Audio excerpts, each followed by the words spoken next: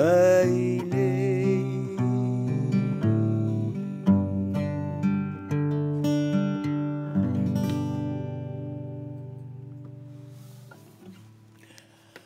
talofa malole soifua male lange mama ala fai mai ai sa moa i whanunga le nei o le nei tae au. Malo fu i le folau. Malo fu i le lausi whi amanga renga pēr whai wausu. Ai wau manatu e amata i le vi inga le tua i le ka le sia e whakasa. Sau ani le tae au o ta pese pese ai lafa. Io e ma e wale nei lofa. Lea foi ua pine i lo soifua ma lo wola i le nei tae au. Ua e sila mai. Ia o lea o te tira atu. Ua sa au sila u whaafonga o lea o te tau talatu i le nei tae au. Tātou ave ai le whaamua i le atua i le nei tae au. O ia lava le pule whaito o tasi. Wana ia au mailo soifua ma lo wola. Tātou whailoa ia i le nei tae au. Ia le atua whaafteitele i lo wanga le nei. Talo whal tātou o te no. Fea fo i le tafa o le rangi e maasani o na e mai moma iei le o nanga wha wau le ET Live e peo na iei le nei tae au. Talo wha atu le porokalame ia te o tau e le ma wha i te tiele wha talo wha pitoa whaifai pea a le nei porokalame i le vasenga o ta maa matina maa tutua o le atunu. A o tau te talo whaifai pea i le aso ma le aso ma talo sia i pea whaivalo whidima o tama whanau o lea tunuu, o loo salau ma tala whaauto i lea tafa ma lea tafa rarangi. E whaatau nui nairo lātou walawina, e au fiai ma whaiwa o le nei porokalame. Ia, o lea ua mawai lea vono a tātou te toi whairoa iei, i le nei tae au, whaafte tele, ina o tau te talo, o tau whaua. Wale atoa le malosi i le nei tae au, whaata o toria fo i ma o tangasi langa leo te iloa to te leo tau o loo, fesota i mai longo mai o loo i mautanga se wale ngata i nei i New Zealand nei ia ai o loo whaata o todia fo i mauta malawa vai nga o le rurang ia malo le folau malo fo i le sai o le porkala mea le ET Live i le nei tae au pe ona mase nei tae au stona i o vai aso te tasi o na nafi le sa o fa e motua i le fia na nafi le au tu o le au yele tāpenanga a le ET Live i le nei tae au o le wha e mo la leo ana na fi na to tele ai lo tātou atunu na mawhai o na fesota i mai o na lesa o tatala le avanoa i lo tātou atunu e tāpena ini ato fesili ma tā o pusa o whailo atu i le aso na nafi le tātou wha e mo le na alu atu ana nafi so whafte tele o le a tau mawhai lava, i le avanoa e mawhauna maua i le tau ni, e tali ai nai ato fesili na tau mawhai mai, e tele fesili na tu mai le tātou poklame, e turi a pūma tau pusa o wha e moa tona na fi, i le au te lenga i le aso. Nei so, we'll do our best. Ina ia mawhai o na maua le avanoa e tari mai, ia le tele o au tu. Siri o tou, o lo o whaamana tuina i le so tu asa sifua ia whaamanuia le atua. I le atuanga o le fia tausanga o le matua o le sifua ia o tu vai mai i le nei tausanga. O le o tau fo i wala whai mai i le nei tae au i le loi matamaringi. Ona o le wala au le atua i a inga o wō mai masani mai e pele i ate o e. Ia tātou loto te tele pea o le savalinga lava lea o le vaenga lava leo le tātou savalinga i le nei soifuanga e leto e nā maralaina o lo tātou taunu unga lea ma e ui mai tātou i le whaitotoa lea. O whaila o tala i le mea leo o e wamalidiu. O nei e le sauninga sa o ia i le family service. O seisi o wō wa whailangi le fōlaunga. Ona e whapea o se tūlanga fo ile o le mai e oso whafose. Ia sa maua la tasi ale minute sa whaiela utala ile family service ele o le maliu sia wosia sa fai ai malau tala whapea a maua lo le avanua e fai ei se ipu kofe ma fai se tala ma toto ma fetangisi ma ofo ta fai loa a wae e le to e nga le loi matamalingi taimi whapea ma e to e tangitu i anai loa lava alasa i le avanoa so le nei la tau a fai e ei se si waleva e kiri koe whikau iei a lai ki whikau iei make time today yeah e le whapea la lua whairo inga ruole whasi rua konga no just a coffee tala noa ma tōtō ma whetangisi ma whiofo tai ia ma whaise kala a o maua pele avanoa a o maua pele avanoa a tala whatu fo i tātua tunu olo mai le nei por kalame i lungo le Facebook i Samoa hey ele o ka pere mea ka kou ngai ana ko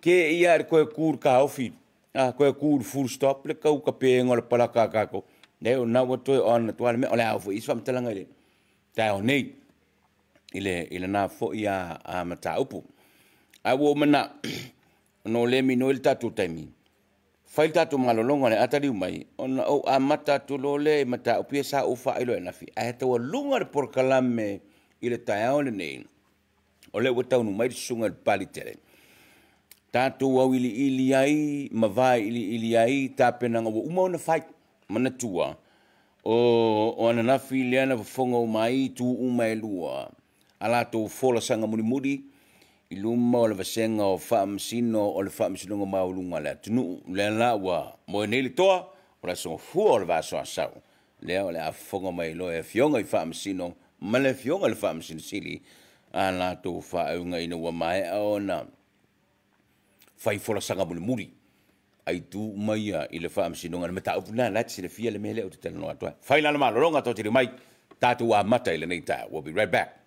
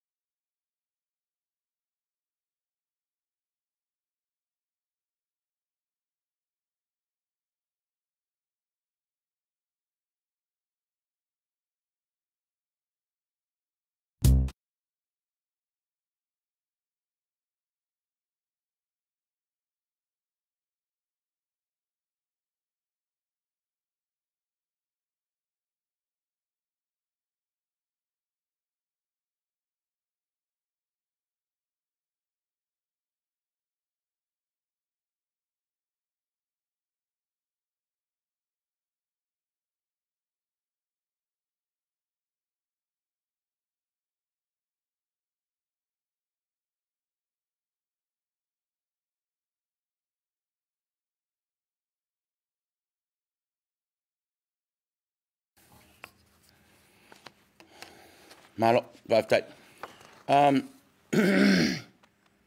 What? Fonga manono, what? Watching from Whanalatai, surely? Ali, Whanalatai. Fonga manono, thank you very much.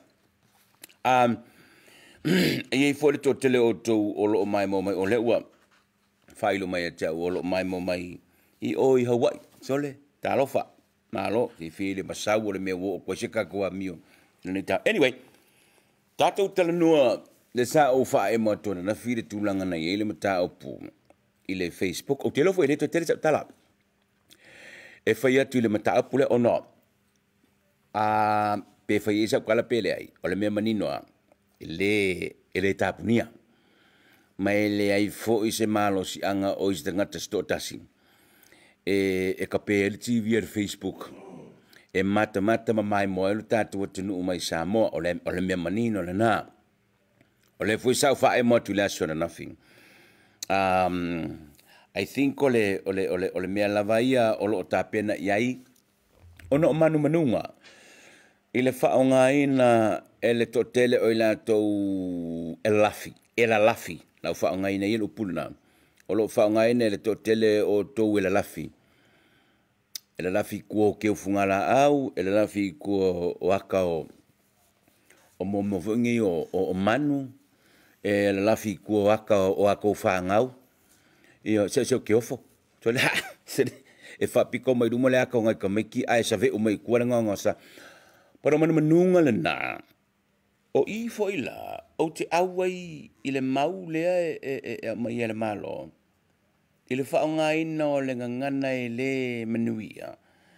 E whaailo ai o tō while ngalo mo tō manatu. E a ngai i ste ngata sto. Tasi. O ta te ofo la vau. Ta te ofo la vau. E uia e na whapea wa e tō tā mai lava. Ona e oso e lea whaonga lea ngangana. E a ngai i ste ngata. Ona sai. Se toa. Ho ale lei. E lava upua le tunu e whaonga e. Momori e whina ngalo pe a whai ua wha manu alia. I saunoanga a taitai o le atunu. Ia, walang o le manunga le ia ima le papolenga na lai. Lena whaailo le minsta o le matanga luenga o sota inga le atunu le fionga ia. Afa masanga. O le mele sa tau tā pena i, whai le whainga lea. Ona o se awala ina ia mawhai o na tape ai.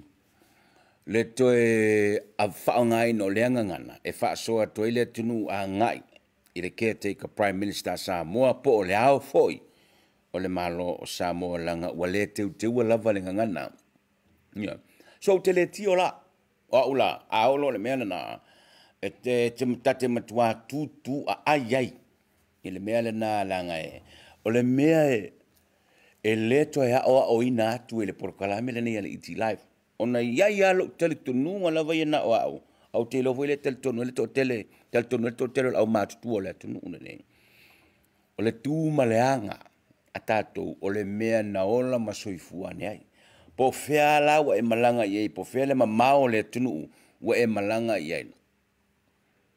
E tau tuaina, e maawe iei lo ainga, e le mawhai lava, o na ave sea le mea nā mai tātou, o tātou na tā noutou soifua mo uolane, i le si o manga lea o le o ina le lei o tātou i le vā whea loa i matangata. So, sa lape ta te whaalongo atu wa kaupā loka mawhau mo loka whae vāne le tae au man whaafonga le tunu. Toa pea.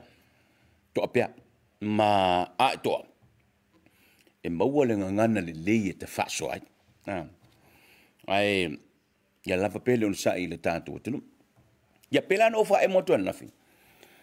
O le mea le tue nāmara laina, sa ia le tāpenanga, sa whai le tāpenanga, ina ia tapele Facebook, i le te mile whai le whai ngā pālo tala tunu. Ono manunga na, mafuanga ino wha matalatu nei. But, ua avea le tusi na tāpena e le company ne e lua, o le Tete Saol ma le Vodafone, a ngai o i le pule whaatonu. Pe o ina na manua i loa ma wha mautua i le loto tangata na maua le tala lena ave o le atapele Facebook i Samoa. E sa o ala. Ngai le kau mawhainga lenga kau whai. Pero wa vele tusi lena ave na seini i pūlenga o providers ia, te Samoa na Vodafone. Ma me wa manua i le mataupu. Ma wa vele o sulanga fo ele ngata ina tusi e company i le pule whaatonu. Ma faa i loa iai, lo lato po lenga, pe a ngā pāne le mea lea. Nena uvali atua na whirata. A whai, o se mana o ngō le malo, ina i te pēle Facebook, ono o saunuanga ia pe ono utaua. Wha i loa i matanga ruenga, whono urua matanga ruenga ia tonu Special Task Force. Mingoi lo ma le mea leo so lo markaka kui kafole a moki o le mea. Ma whaatalitari pala le temi o le a iai. Ia e waku lo markusi lea. A le Tete Saol ma le Vodafone. Lea no wha matala atua nafi. Kolosi a le Vodafone ma le Tete Saol le vale. Wow. Whakari. O e lea kui kafkafo le moki. So ese ma le moki. I le ua le moki o le mea. Pa se mea mu se mea pera i o le mea. Wa vele tusi le na. ma mea ua toe mei tasi ai tu o tapenanga na whai. Mai lo ai, sori tulafono. Sori tulafono. O leisi mea na si pela atu de tusi lea a le tete sauma le Vodafone. O tua patatua, ma le tupe o le angau. Ma le mawhaina maua e ia company, whaatasi ai ma le tele o company o lo whaalango ala tupe maua ilunga o le nei platform on Facebook. Whaitau miliona. O le point la lena langa ele, te sauma le Vodafone. It doesn't matter pe te puni le ikura kasi. Pe te puni le aso e tasi. Pe te puni le vaso e tasi. Pe te puni i le tausanga e tasi. The issue is, wa ke inga ia kampangi, malai popolenga, miliona ma miliona tupe o le a mau. Ono o ngai inga le peana fai nei e tau nuu o na fai. O le si mea tau ala o tilo le tusi lea, le Vodafone ma le te sao. O alatou clients, lea tu nuu, o lo o wha o ngaina a latou o unanga. O wa o le tele o alatou wha lau iloa lai fai. O rea ku leo koe manipeng fiki a e saut pa kiki rea, e maua tata ki wha o ngainga i Facebook. Ai a ka pe ngai la ma ka pe se sit pala ka le melea. Fela le mea lao e company ne wha mamla ma le mtau pune i tangata ua umona prepaid pe wha tau ala tau paketi au fiai ma le wha o ngainga le Facebook. Pe o tu umana. Sa langa ele.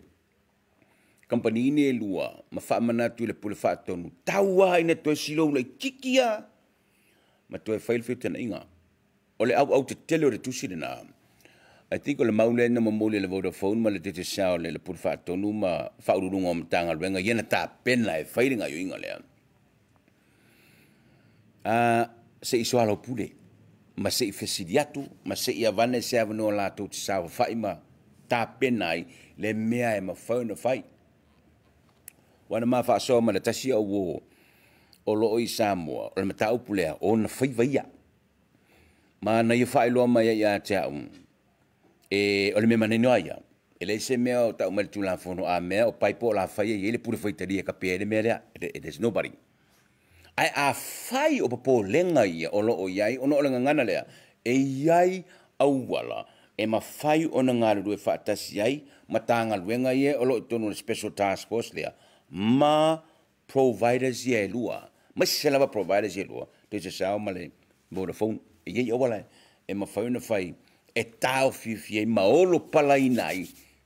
Le mea lea papole ai nei ia le whai ngā malo.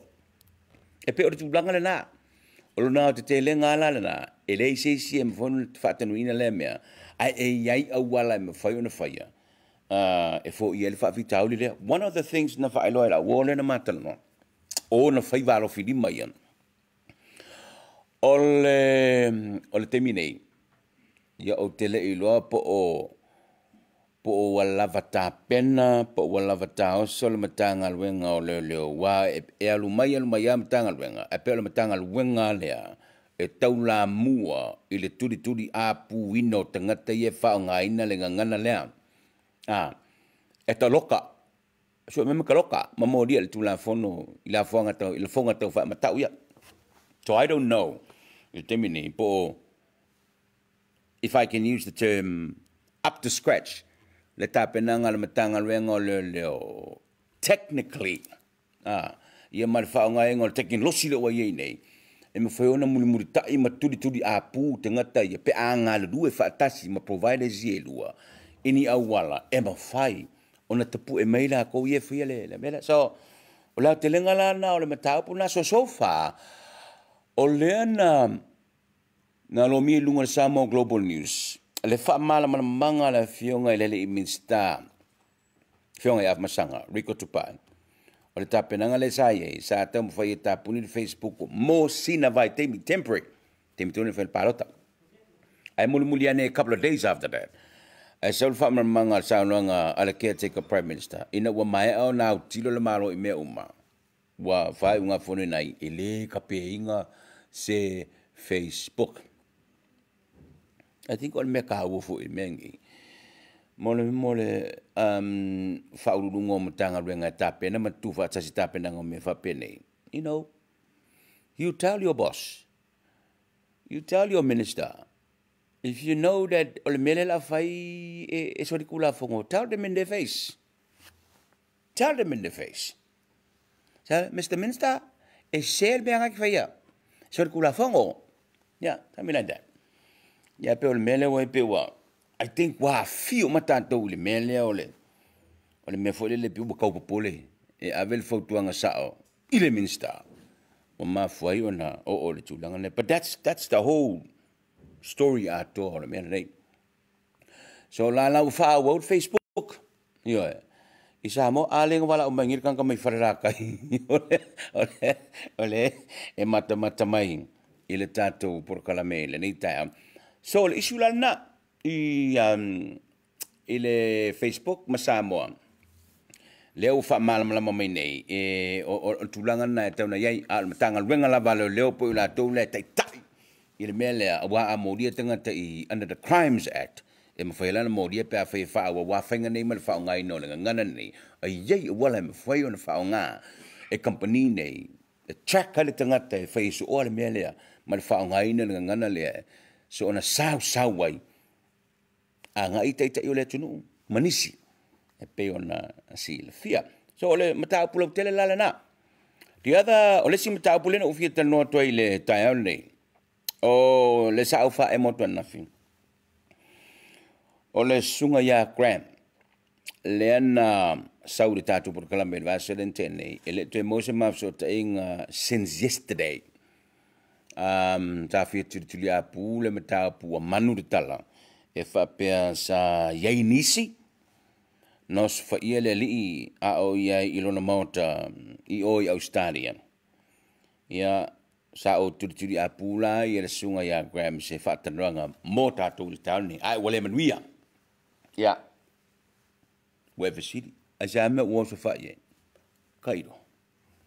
Wewe sidi la ngai o to wina sidi mai. Tui. Ele wo so fa I ongo ol melenga lo kala ngoi fa I don't know. Ele tatele lo ya pesi fesoto ingol na mea mal melena matana no ne mal sunga Grammy por kalami. But ole atu turi apu pea. Le tulanga le na. Ina ye manino ia ma se fa mtalang la tamai ma le sunga ya gram in mel tupu ya talo mal fa tanonga male iti live le si mtaupu ole melena manu le fia na fi e fa pe ole o fa nga solo nei tu su nga lo fi solo leo ona ole lipoti fa pe o iai se li foi pule o tua ia ile maliwa yo se tamai titi tai ele ta vale mana tua leo te whao ngai nele upu masalomia, o loo masalomia, o ia na ia whaafoina se ta vale. O loo masalomia na tai aile ta maititi lea mamaliwai. So far, e lei whaalau ilo ina le ofisio leo le swafa. Ai o loo whaa wau pea suenga ile teimi nei. O le tūna leo te mana oe, e wha maninu wha pena.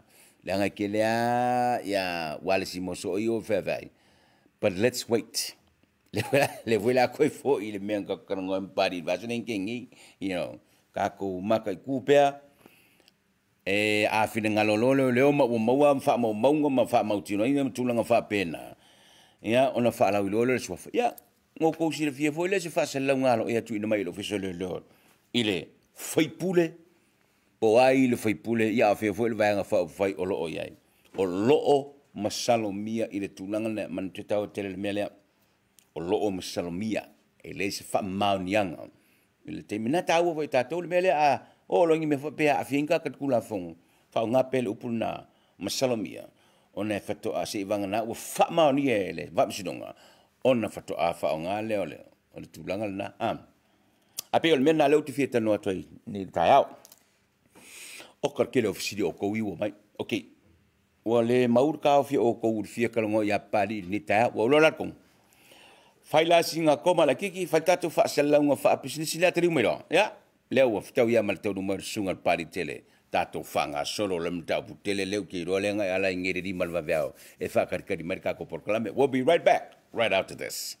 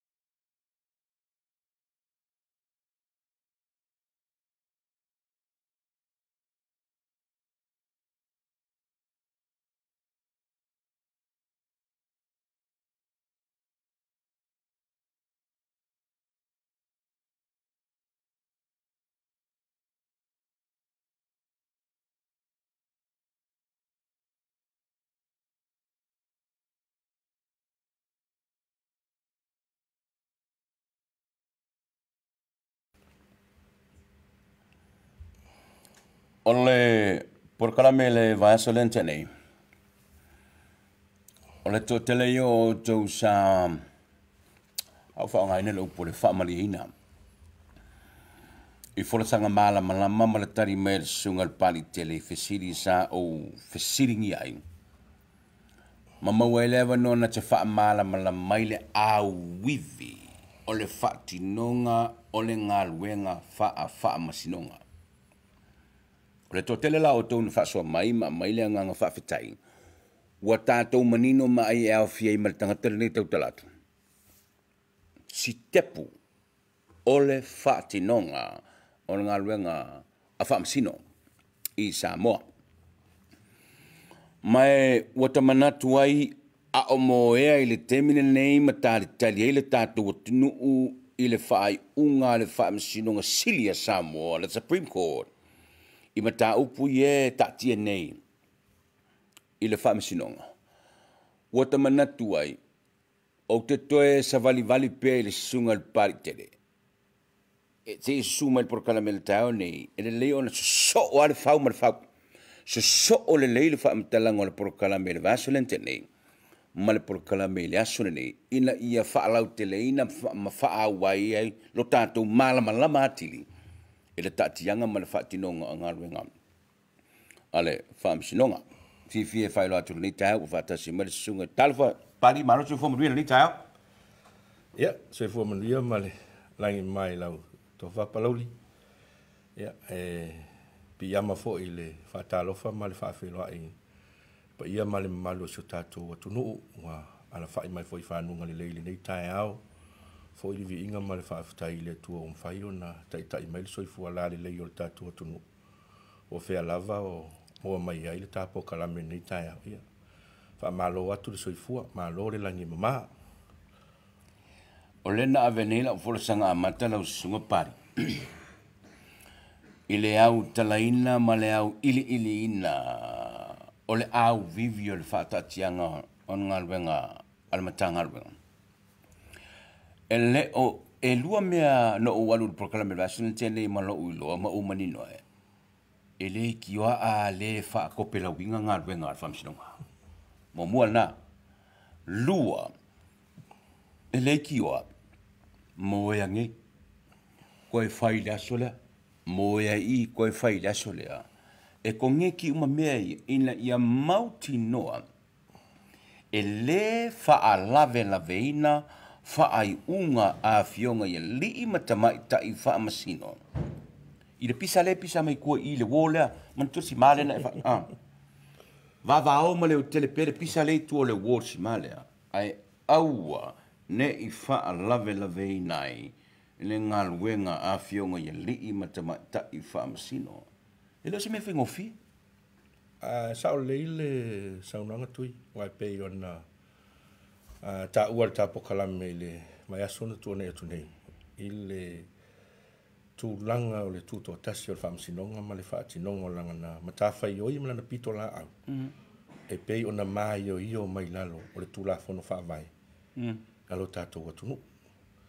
E le o whaatinoa la le matawhai oi al whamasinonga ma le whaamamaluina o le tuto o tasi al whamasinonga. E le o whaavai e sisi lava tūla. Lai whaavai i le whaavai the constitution o le malo tuto o tasi o Samoa. Ma pe foi la na malia e lau saunuanga. Ia, e sao le lei al saunuanga. E le to pe la ua le whatinonga ngā ruenga le whamasinonga. Ona e whaata ua e le whamasinonga. Ona ato atoa uma tāpenanga. E au mai e tū whamasinonga. E whaavai ai lunga lana suenga. Ma lana i loilonga. Wa lea foi manino i lalo le tātou tūla whono whaavai. Le ai a te tau lea le fair trial. Wa e mawhai ona whina watu se i tū whamasinonga. E le o lava le taimi le satu ina mai a te i mātou te tāpena i whamsinonga. Ai a sila ai la tu i le whaangaso longa mai o nei mata upu. O lea lava sa whai matu a wanoa le whamsinonga. Ina ia mautu tāpenanga, ma ina ia whaatino ina. Le malusianga leo lea ia te tau lea mai lalo le whaavai. Mo le sa i linga o le whamsinonga tonu, fair trial. O le ala fo ilana, ele to pe lau ai ngal wenga le whaamasinonga. E tu awa noa le whaamasinonga, ina ia ato toha umata pe nanga i tu whaamasinonga. Yeah. Ma ua le ise mea to e puni tia ai la tau, mai le sailingo le amio tonu. Ia, se ilo whaamasinonga e whaatino le pitola. Se foi atu sa tala le papali. O le tau mawau faula o tala e addressa i le tū maleanga male ngai o inga ala fionga le Farmington City. Ai le lei ona o whaongaina le ngangana whaingofi ina ia manino. Ela ofisili ato gat. Ela ofisili. Au le statement le tawat. E tolo pulo. Hane le whawhau mele tu. E tolo pulo. I le tāpenanga ma le whaai unga a le fionga i le Farmington City. I le tu wawa noa, i le toso loa ina o le mata upu nei. Ona o le upu lena matua sa mala i le Farmington City, mana na fionga i le Farmington City, mai ale amatanga o le mea nei, o whapeltani e fole o le urgency, o le tatau ona vave ona fai se ngā yo inga le Farmington le mata upu nei. Wai le koe popa le, koe luapi o kaka ko ho ole. Le, ai tolo pulo i le tua le Farmington Samoa. Nau, o le taimi lea, ma le taimi lea, ona, e whakari le kung i le mea lea. O le vaenga tā ua na le sa uma ua mai le finangalo le fionga Farmington City ma le Farmington Samoa. O le mafu anga walai ona fai le mata upu fai le suenga ma le foi lo manino le atunu o le asonga fua le ona o le fai uma nga ruenga i le Farmington e fua fa te tau i le aso le ua malele ai le fionga le malo la fai il fai nga palota i la ula te tonunga i la umai tau atu ma la ufai tau atu e tu sai ma le finangalo le fionga Farmington City ma le Farmington ia fai la na fai uma ai le tau nu le aso le fa tino ai le o lona winga la o le ale fai unga e au mai o le fai unga na te tau o na muli tai ai le atu nu o Samoa pe o le vaenga tā ua le na e sau noa ai sau noa ngal fam le fionga Farmington City ina ia vave o na longo le atu nu ma ia vave o na sila fia le atu nu le tūlanga e ta oto ai langa tonu ale Farmington ma na fai unga ma le tūla fono O le sile me tau le na tau nei pari. Langa lensa e langa fo il ta fa so al vaso lente nei. O le ngalwenga Farmington. O le tunu una le. E fa atali mai so to fidingalo. E fa tau ile mata pu nei. Tanga ila i tono le mata pu pali. O le atale lo te lava. Vale. Le Farmington ma le fatinonga o le mata pu le to. Ala tanga ia i tonu e tau au wale au i vileu te whea tua ina ia malama ma muli ta ia la tātua tinu. Now, ona nafi la ufa ilo sa whea nafi pari, sa u tala le valo la tinu. A mai nia tō fusidi, e kua ngā awar kala mai le, awar kusi e marikala o le whaamisingonga. Lau mai la, whapu. O le tele o le atunu u sa fasili, mamana na o ina ia ufa le o atu le fasili le la sukat pari. Mai le tele o teimi sa enga duel matanga lu. O le fasili, i le whaongai no mei o QC. O le a, o le taimi, o le ngā luenga, ma le tilo al matanga luenga le loia siri. Ua ta tau wai, o na ta pā le whawhai ngā luenga ina po le service, a le QC le fina wino se mataupu. E peila o le mataupu le nei. Malofa fitai. O le tūlanga lava le maitawina o le whaasolonga o te whai o mataupu le whamsinonga o iai le matanga luenga na vaitau. E pau tūlanga e ono a apa i ai le loia sili mlo no ofisa e mo o mia ai se loia e tūlai mo i lātou pe awa peo se mataupu le tūlai ai le loia sili ma le ofisa le loia sili. Pe awa peo i ai se ai afte nai. I le whaatinonga o le lātou pito la au po le conflict of interest. I le wā o le tū whamasinonga le tūlai atua le loia sili. Ma le isi tū whamasinonga le whamasino. Ma le loia sili. E pau nao tūlanga e tate wawa ai ai. Le ala e tele nao atu ai ia nisi fo tamali o le atunu o lea e iai whailonga lo iai New Zealand nei. Ia po Samoa foi. tele na whaonga mai lo ia sili, lo ia i tu al private sector, po le tu le lo site. E tu la i mo lo ia sili pe a wha pea, o ia isi a ia fte na. O le tūlanga leo tūla i mai, ia tailo i ai i le whamsinonga le atunuu pe sa i eisi mta uwha pea na tūla i mua mua. Ua tāpā ai QCs. Tui, o te leo atu le loloto le mta upu. Si tātala noa e nei me o le QC. Ua o le QC ai o le loia. O le loia. But o le QC, ua pei ua tu SSA na ai tu ai ngā loia. Le ala o loia uma, le ilalo le whamalu le o malo le taupulenga. Lea i le wawa inga le tuputamai tai peretani. E tau wā uma ina ia maua le lato le whaalupenga le, o le QC. O se pese e tau o lo ia a le tuputamai tai. Ua talia ma avea ma lo ia le tuputamai tai. Lea la e tau o le Queen's Council. O le winga la whamtalanga. Whaingatai o la wala e avea i o e ma QC. E le ngata i le umi na tautua i le tūlafono. Ao lo malam anga fo le tūlafono. Ma le tūlanga o le tau le leia. O le tangata i tonu o le sosa iete o lo ngā lue ai. Ma le manu i o cases e te whina wina. A tala noa lo la le QC. E whaise tau na tā. E whaise, awa i la uia wa ai le rate le QC le i nei New Zealand. O le hourly rate, o le minimum ma, o le hawheta la New Zealand. I le i tūla. But o le nomo rate le chacha i lo ia i mta upu i le tūla. Le vā le lua se lau, ma le ono se lau. Le hourly rate. Hourly QC la. Pe ila u whaisi mau anu ngatu. Nā la e sawa i loa le. Ona. O le tangata ua vea ma QC. Tātou te tau o lau ia i o le tūla fono. Ua matua i lava lo lātou si le fia. I le tūla fono. Ma o mta upu fo i lātou te tau fia. O mta upu ma ale. O le tūla fono. Lea la i aika masao i e tau o QC. I le tūlanga la, lea ua mo o mia mai e le lo i sili se QC e tū lai mo i lātou, pe fe sosoani mo le lātou i tū whamsinonga. Pe ono uta ua. E whatoa mo mia se lo i tū lai mo lo i sili, pa i se a iafte na i maisi tū whamsinonga pa conflict of interest. O le lātou ala lea ia tatau. E whaatino le lātou pito la au. E mo mia ai si lo i tū lai mo i lātou. Pat ele i tupu mua. O le matua tupu le mata upu lea. I la uia wawai atu. Ai ona ua tango fia mata upu ia lea le reserve powers, o le executive powers.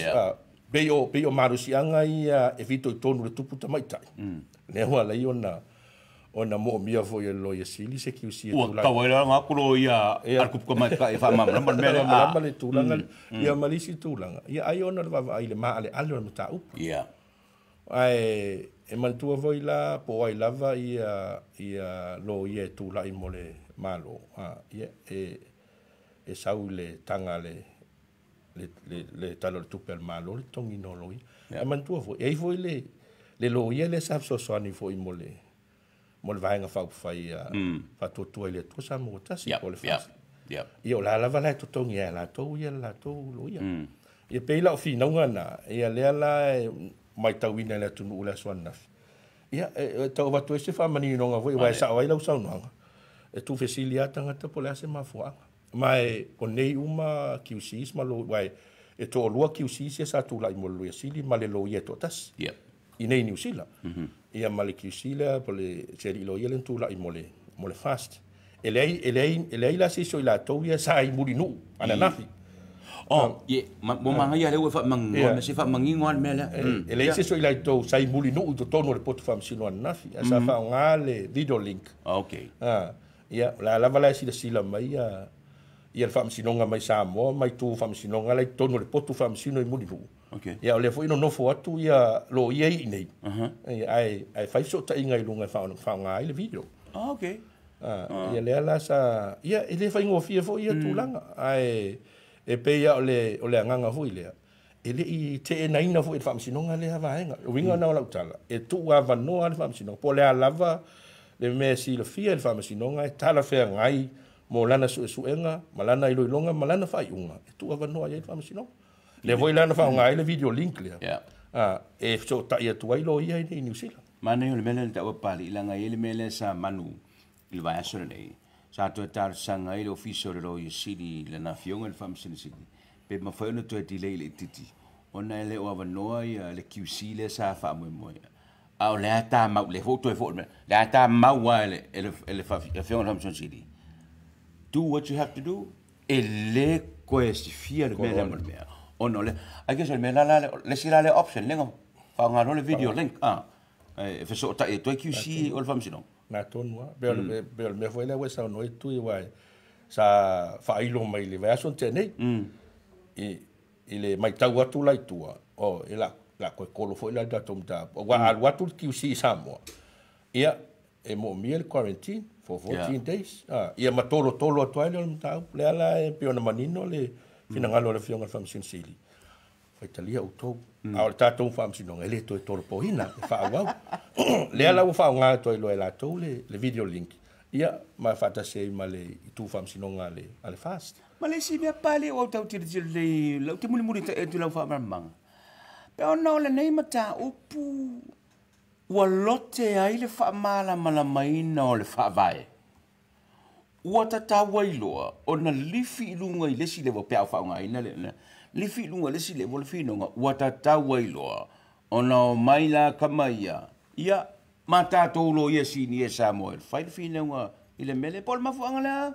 ia tailo ai tui ia wa ele o se mta mo mo le ia bolo te ai fa vai te no ka upu o ilu mal va msino ma ko ti kiam ka upu mai aso uma ia e ka ngo fia le fa vai o le sili pali fa mo e se QC Samoa o e tau sili fia se QC Samoa o le termine a tu i lo se QC Samoa wa pe o no fa ia tu o lo ia o lea e ngā lulue i lalo ia tunu uvo ia lea e wha malu e tupu tamaitai le kau.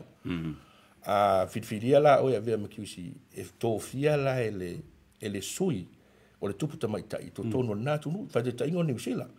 Wa ele o fio i nei le tupu tamaitai. A o lona sui le i to tono New Zealand. Ko vana sili, kamana chenu. E faila le proses e muri umailo ia a fa malia ina le proses le ma wasilo fia ele kovana sili wa ta una to fia le lo ia le e avea malo ia le tupta mai tai por le Queen's Council ia fa to a on to fa ula ia to fia lo la ia o atu nu uma la te pela atu nu wai o te longona e tu sai male talva e se furu lima atu nu ia o malo tau pulenga le fa manu ai tupta mai tai le ala ia ilo na sui le ta le ta we natu nu o le ao le malo o le ala te le ta o kavana cheno mai to tonu lava i el Pacifica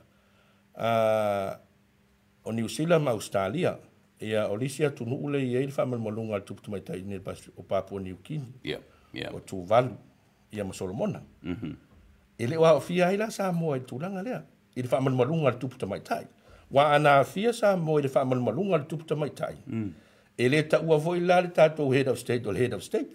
E ta ua voi la ko vana sili tai pia mele ta ua ia New Zealand nei. Ana va pea voi la o le fa malu le tupu mai tai ia Samoa. Manu voi. Wa ia ni tatou Queen's Council. Okay. Pe ma fu angale na ile ni tatou Queen's Council. Ai e anga va alo ia lai Samoa. E o mai nei New Zealand practice ai. Na va pe mana o le lo ia lai Samoa. To become a QC. Okay. E tau foi lana sa nem family ina foi ia inga tu la fono New Zealand la to ia e me so tu la fono le society o lo ia. E me fai na vele lo ia sa mo ave ma QC. Ava pe practice nei New Zealand. Malo, o manino matal vai. Fai tato malolonga. A tari mai, ona tato wolo le au ili mai le mele no tu pena ile tau nei. Wa fio mai sungal pari tele. Ka ko fisiri sawa ia isi ia mai polale mele anga a ina tono le potu fa masino. Ilyas Nafi. We'll be right back right after this.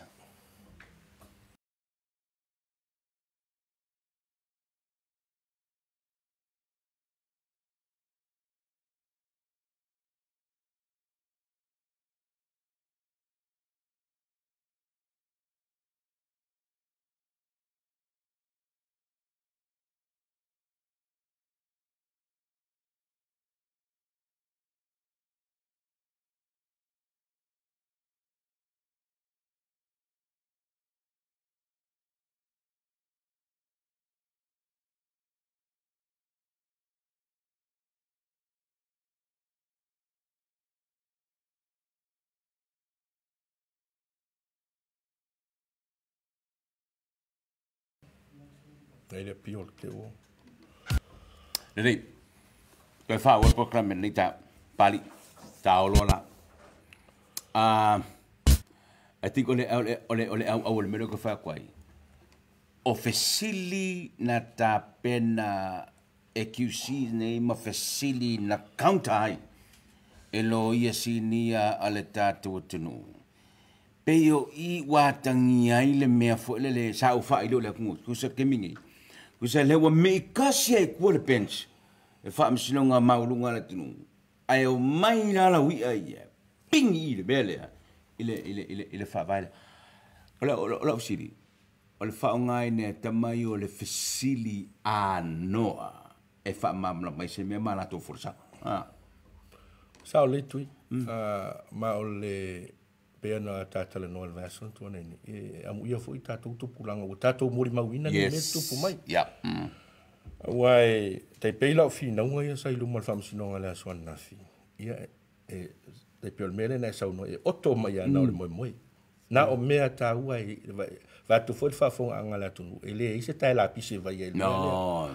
Na o mea pito silio na tā ua.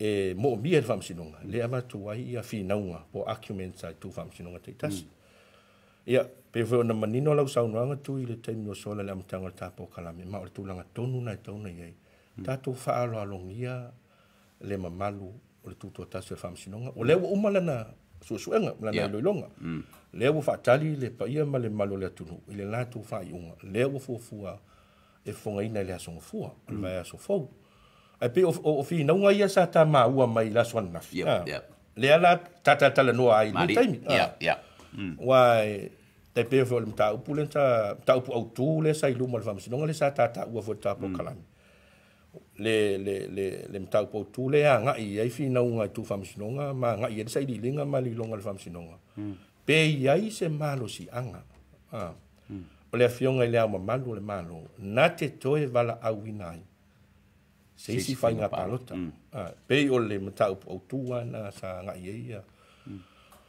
le fina unga la le sa avatu e lo ia lo tu la i mole fast ia stamo ai fo yo pen ia ma le fionga ata papa ma le fionga ia matfeo o le la tofi na unga le sa avatu e soli tu la fono ma soli fa vai le male lenga le ama malo le malo e vala au le si fai nga palota o lo fa vai fi na unga ia i le tūlanga le tau tala i le fa vai le fast food di maso mana tua foi la le fi na unga lava ia na matu o la manino le fast food di maso i lalo le tula fono a fai e mai le fast e mai le fast food di maso mala au lo le palmen wala au la nafiona la malo fa tau to ona sui filia na filia mai le fai ngā palo ta tele le atunu, le general election.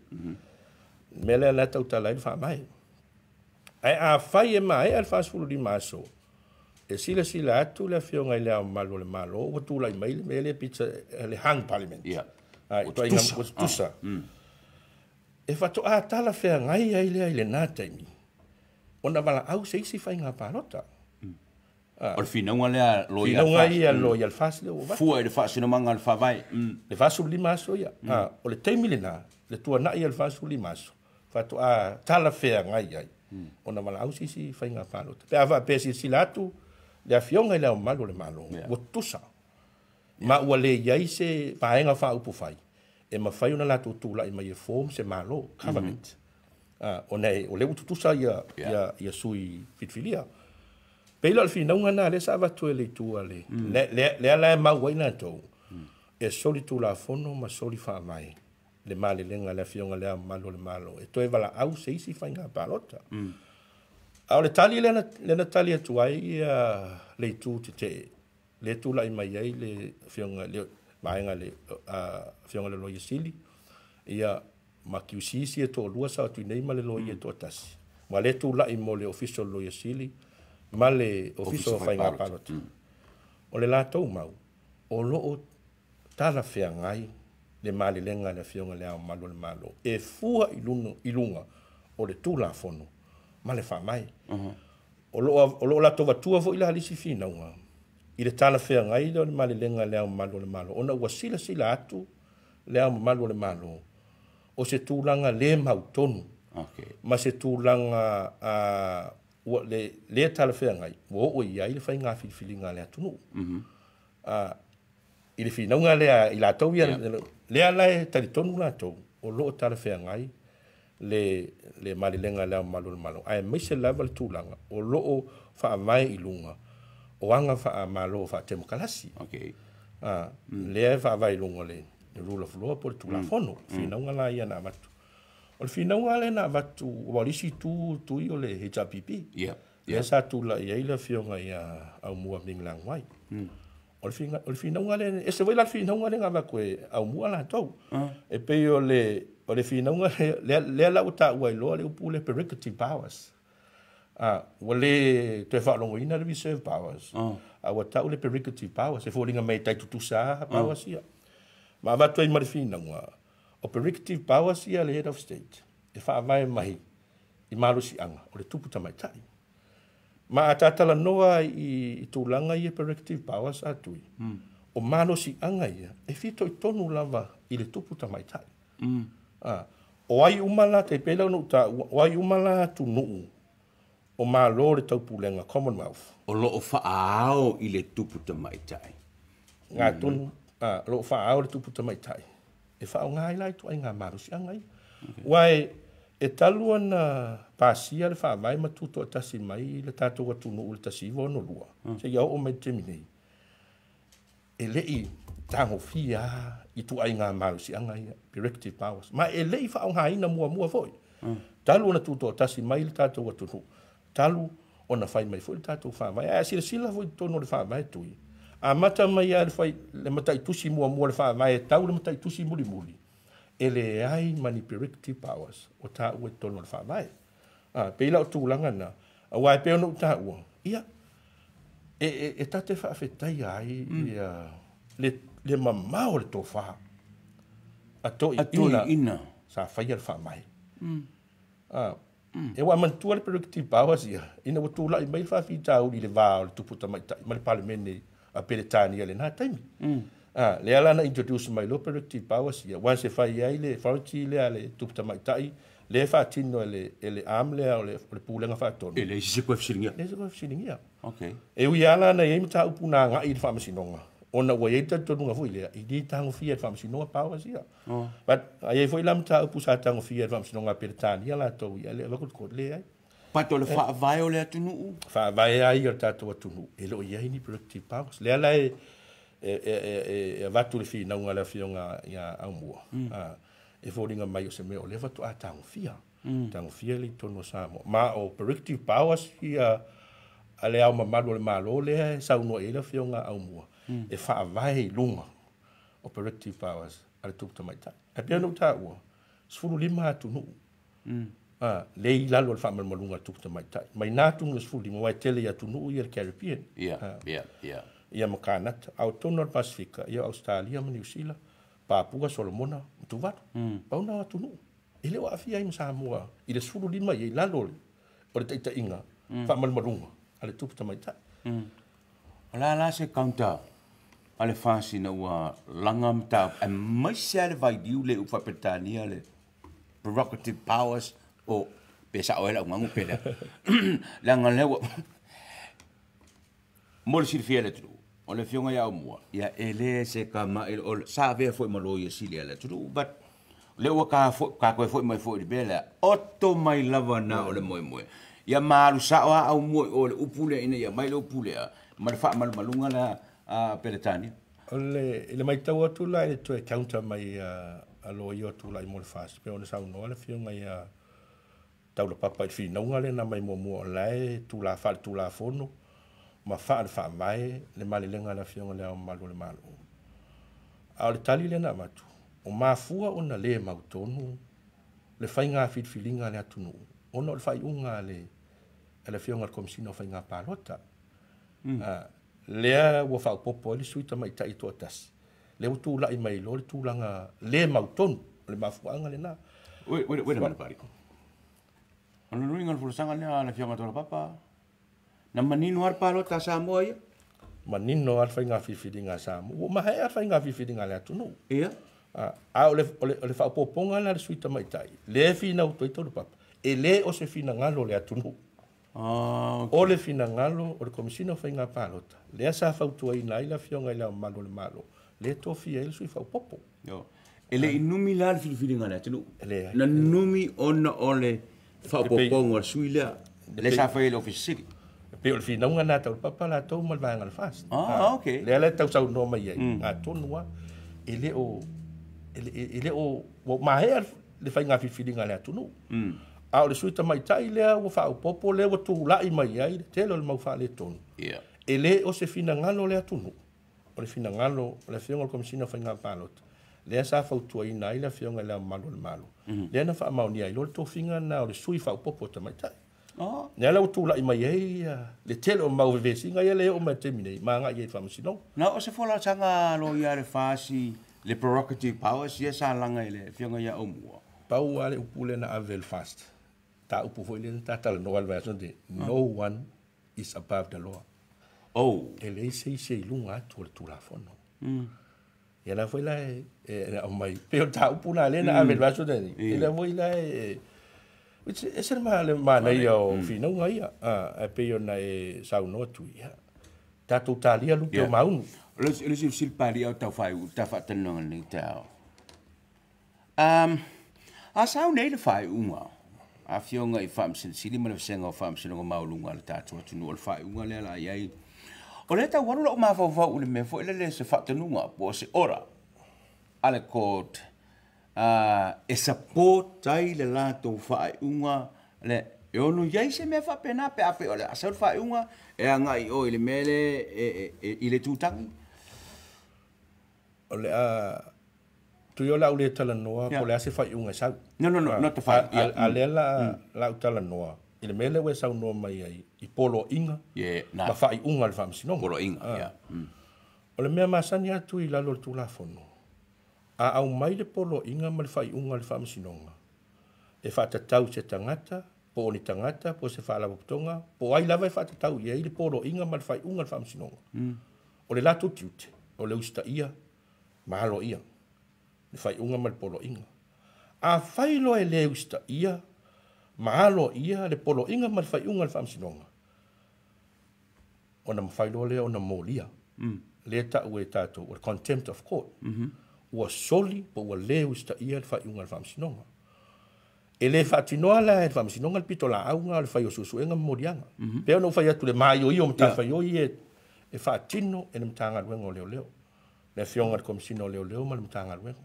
O la tau e whai le sa ililinga, ma whai a morianga, pe a whapea o la tau taritonu. E le o usta ia le polo inga ma le whai unga le whamsinonga. A mai a voi la na whai a susuenga morianga mtanga ruenga o leo leo. Ona toi ave voi le whamsinonga. O le whamasinonga e whai ar whai unga. Pe whamaunia pe le ai.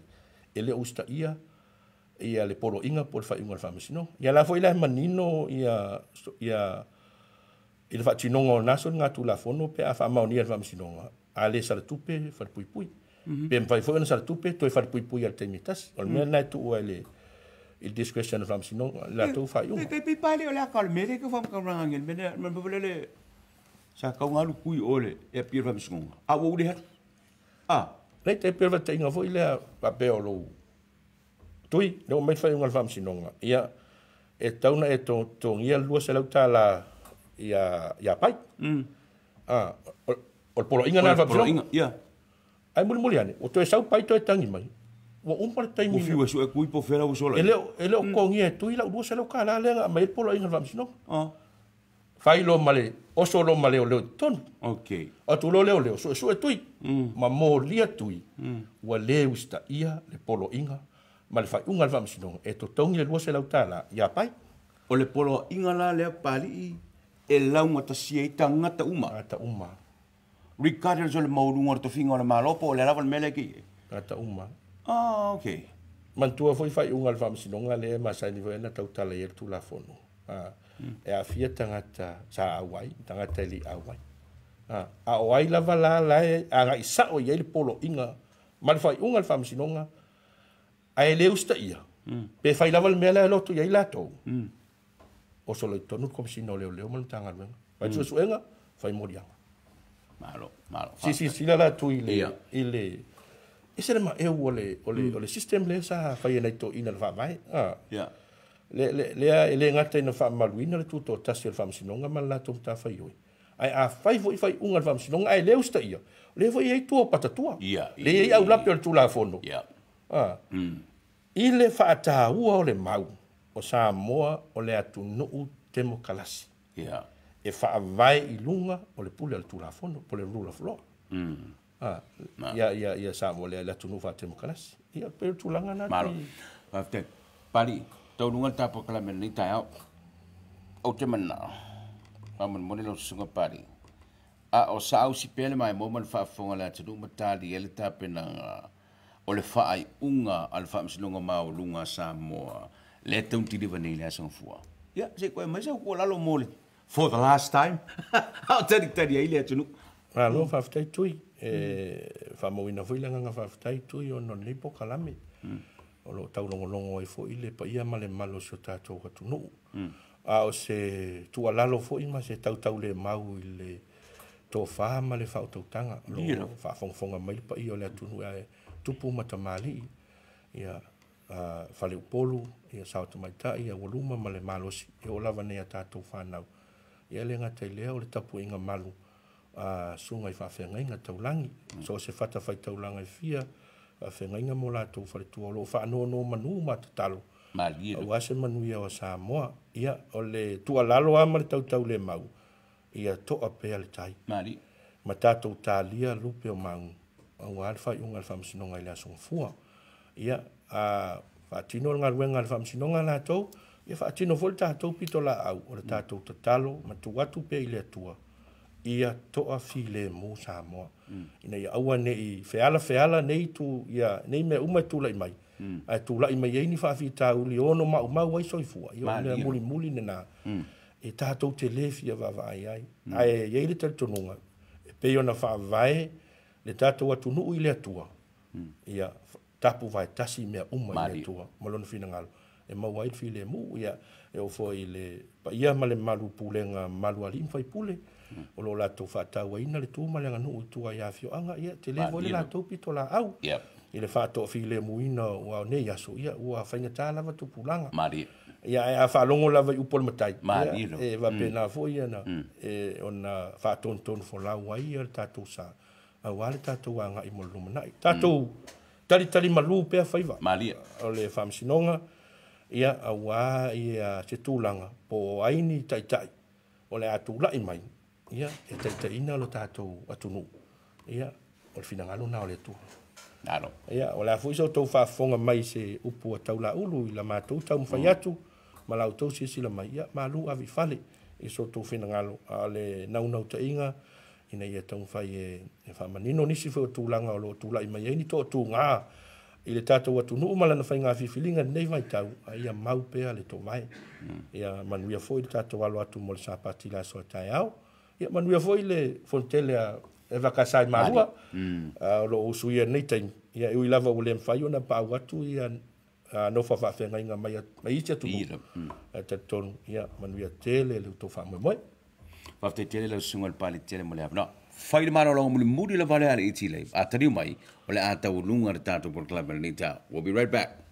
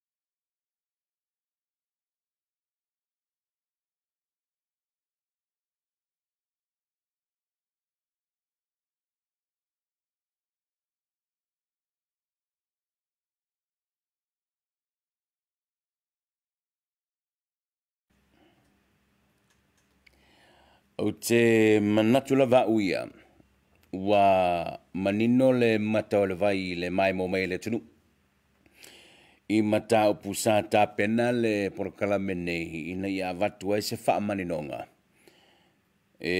ala i le wha mala manga sa watu le tātou malo wha alolongia i le nei tau le sunga i le paritele ma o te manatu foi wa paua i le tātou wha so i le mata o pule a tātou tālia loa le whaunga a whionga i li i matamata i whaamsino le whaamsinonga mawalunga Samoa.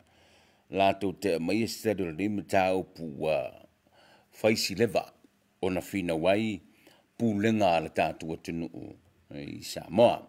Ia mao manatu wa whapau e fo ina lam tāpu e tātou turi matai. Ia le whaunga i le asunga fua. I'm not going to promise anything, but we will try our best.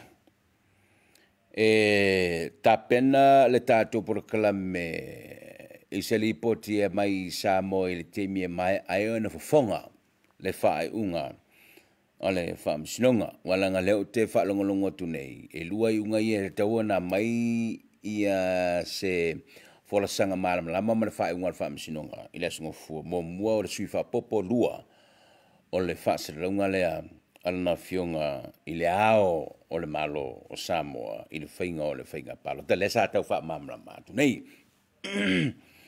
Ia, o le ātau mwhai le asunga fua po le asa fiso o ta inga e mwhoi na whai. Maua loa, pe uma loa na whonga le iunga, ia, fiso o ta ilo tātou i Samoa. Ma o maise tātou li poti, ia i lātou o tātou ngā lua vavalua. Ina ia mwhoi na mōre li poti nā mō lo tātou. Tenu, manuia whoi leusu ngā whono, ale e kare si e whakasa o lo o whanga solo i le teimina nei o a talawa ina ua whesota i maile tasi tui tala i Samoa mai la ua whaile whonga i maalua le whakasa ai ban the media o whape o kai oh my gosh yeah. Se foi le whainga malo se foi le usunga le pese ale kare si la tau ia i le whaatinonga o lātou whanatanga o whanga solo i le teimile nei. Ia, manatua tau lunga tuai ma le tātou porokala mei le nei tai au. Whaaftei tele i lau whionga tangaloa manase, ma le pūlenga le LJ Huka, o loo fisoa soani mai le langolango ina whaau au o le nei tūtua i le asto nai ma le asto nai ma le manatu o loo whaamalia i nai le whaafonga a le tātou o tunu. Tamato whaamtalanga wa pao papa ma o le tau tamali i le mai mo mai ma le whaafonga Samoa ma lua vi whale o tō whiringala. Pa ianga le leile atua ma whaamanuia i o tō whaiwalo whilima. I le whaai unga le nei vai aso malu pui pui e pelo tātua tinu i le paolo ona ao ta i eilo tō sui fua i a tātua o dia i le sapati i le aso a tai ao ma le wholaunga Samoa whaau wau i le vai aso a sau. Si eo lia fo i la le tau le fitu i le aso tō nai. O le vaso a sau, male aso ngō fua o le vaso a sau, po la lava tau unga o le ai. Tui le nei, a lofa tele mo e Samoa, manuia le whae unga le nei vaso, fa soi fua ia.